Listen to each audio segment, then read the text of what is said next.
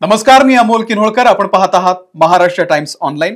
मंडळी, आजचा व्हिडिओ हा राज ठाकरे यांच्या मेळाव्याच्या संदर्भातला आहे. आज मुंबईमध्ये रंगशारदा या सभागृहामध्ये राज ठाकरे यांनी आपल्या पदाधिकाऱ्यांना संबोधित केलं आणि त्यांनी मुंबई महानगरपालिकेच्या निवडणुकीसाठी आपल्या पदाधिकाऱ्यांना एक महत्वाचा कानमंत्र दिलाय. कानमंत्र असा आहे की 20 वर्षांनंतर जर मी आणि उद्धव एकत्र येऊ शकतो, म्हणजे राज ठाकरे आणि उद्धव ठाकरे जर 20 वर्षांनंतर एकत्र येऊ शकतात, तर तुम्ही का नाही? तुम्हीही आपल्या सगळ्या जुन्या सहकाऱ्यांना एकत्र घ्या आणि आगामी निवडणुकीसाठी तयार राहा. अत्यंत महत्वाचा सल्ला. आता याचे दोन अर्थ आहेत. 5 जुलैला जो मेळावा पार पडला होता, मराठी विजय मेळावा, त्या मेळाव्यानंतर ही सातत्यानं चर्चा सुरू होती की उद्धव ठाकरे यांनी तर सिग्नल दिलेला आहे की आगामी निवडणुकांमध्ये आपण एकत्र लढूयात, पण राज ठाकरे यांचं फिक्स होत नाहीये. पण आज राज ठाकरे यांनी तो सस्पेन्स सुद्धा दूर केलेला आहे. आज त्यांनी असं म्हटलेलं आहे की 20 वर्षांनंतर आम्ही एकत्र आलेलो आहोत, तर तुम्ही का नाही? याचा अर्थ असा आहे की आगामी मुंबई महानगरपालिका निवडणुका राज ठाकरे आणि उद्धव ठाकरे एकत्र लढणार आहेत. आणि हीच भाजपसाठी आता धोक्याची घंटा आहे. राज ठाकरे हे गेल्या महिनाभरापासून कदाचित विचार करत असतील. 5 जुलैचा जो मेळावा झाला होता तेव्हा उद्धव ठाकरे हे म्हणाले नव्हते की आम्ही एकत्र आलोय एकत्र राहण्यासाठी, पण राज ठाकरे यांनी त्या संदर्भात कुठलंही वक्तव्य केलेलं नव्हतं. त्यांनी थेट कुठलाही सिग्नल दिलेला नव्हता युतीचा. त्यानंतर बरेच दिवस ही चर्चा सुरू होती की राज ठाकरे असं करणार नाहीत. राज ठाकरे हे फक्त मराठीच्या मुद्द्यावरून एकत्र आलेले होते आणि तो मेळावा पार पडला, संपला विषय. पण तसं नाहीये. त्यानंतर उद्धव ठाकरे यांच्या वाढदिवसाच्या निमित्तानं राज ठाकरे थेट मातोश्रीवरती केले. लक्षात घ्या, राज ठाकरे मातोश्रीवरती कितीतरी वर्षांनी गेलेले आहेत. मध्यंतरीच्या काळामध्ये अनेक वेळा हा प्रसंग आला की राज ठाकरे यावेळी तरी जातील का, पण ते गेले नाहीत.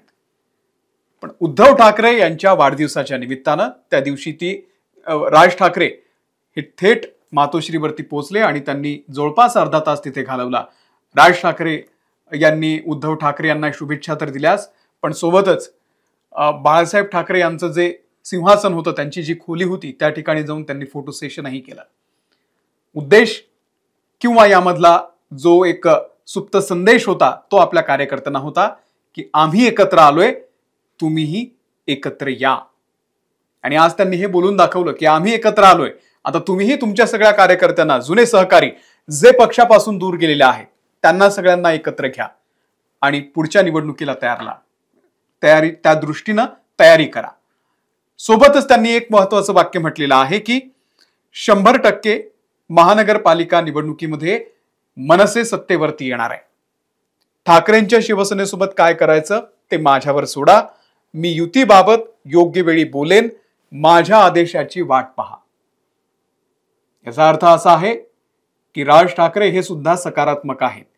उद्धव बाळासाहेब ठाकरे यांची शिवसेना ऑलरेडी त्यांनी तर तिथं तयारच आहेत निवडणुकीमध्ये युती करण्यासाठी, कारण दोन्ही पक्षांचा विचार एक आहे, लक्षात घ्या.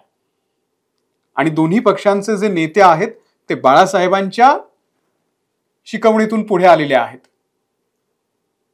आणि त्यामुळे मराठीच्या मुद्द्यावरती मनसे आणि उद्धव बाळासाहेब ठाकरे शिवसेना हे एकत्र येऊ शकतात, हे आता जवळपास निश्चित झाल्याचं बोललं जात आहे. आजच्या या मेळाव्याच्या निमित्तानं राज ठाकरे यांनी दुसरा एक महत्वाचा मुद्दा, फार महत्वाचा ते बोलले की जेव्हा तुम्ही मतदारांपर्यंत जाणार आहात तेव्हा तुम्ही हिंदी भाषेचा द्वेष करता हे कुठेही अधोरेखित होऊ देऊ नका.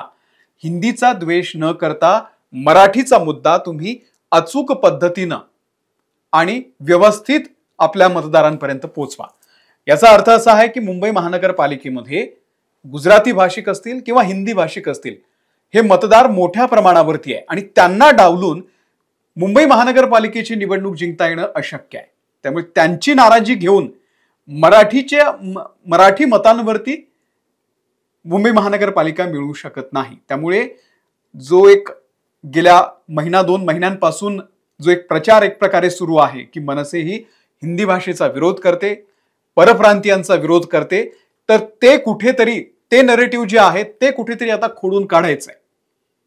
आणि मराठीचा मुद्दा सोडायचा नाहीये, सोबतच आपण हिंदी भाषिकांच्या विरोधात नाहीये हे सुद्धा आपण त्या मतदारांना समजावून सांगायचं आहे. हे एक महत्वाचं राज ठाकरे आज या मेळाव्याच्या निमित्तानं बोललेले आहेत. त्यांनी तिसरं एक महत्वाचं काम आपल्या कार्यकर्त्यांवरती दिलेलं आहे, ते म्हणजे मतदार याद्या ज्या आहेत त्यावरती विशेष काम करा असं सांगितलेलं आहे. मतदार याद्या तपासा आणि मतदार यादी तपासून आपले जे जुने कार्यकर्ते असतील त्यांना सुद्धा सोबत घ्या, पदाधिकाऱ्यांना सोबत घ्या आणि त्या दृष्टीनं तयारीला लागा. आपले मतदार कोण आहेत, त्यांना नेमकं काय हवंय, त्यांच्याशी संपर्क साधा, त्यांच्याशी बोला. हा एक महत्वाचा सल्ला त्यांनी दिलेला आहे. त्यामुळे आजच्या या मेळाव्याच्या निमित्तानं एक गोष्ट सातत्यानं बोलली जाते की राज ठाकरे यांनी सुद्धा आता हे उघड संकेत दिलेले आहेत की होय, आता युती होणार आहे. आता जर राज ठाकरे आणि उद्धव ठाकरे एकत्र आले तर भाजपची मोठी कोंडी होणार आहे. भाजपला तर 100% भाजप हा जो त्यांचा जो काय म्हणतो आपण नारा आहे की 100% भाजपा, या निवडणुकीच्या निमित्तानं आजपर्यंत भाजपनं देश जिंकलेला आहे. जवळपास महाराष्ट्रातही त्यांची सत्ता आहे, पण मुंबई महानगरपालिकेवरती त्यांना अजूनही विजय मिळवता आलेला नाहीये. आणि मुंबई महानगरपालिका फार महत्वाची आहे. देश एकाकडे हातात असणं वेगळं, राज्य एकीकडे आणि मुंबई महानगरपालिकेची सत्ता एकीकडे. मुंबई पालिकेचं जे बजेट आहे, मुंबई महानगरपालिकेचं जे आर्थिक उलाढाल आहे ती फार प्रचंड आहे. त्यामुळे मुंबई महानगरपालिका जर हातात असेल तर काहीही होऊ शकतं.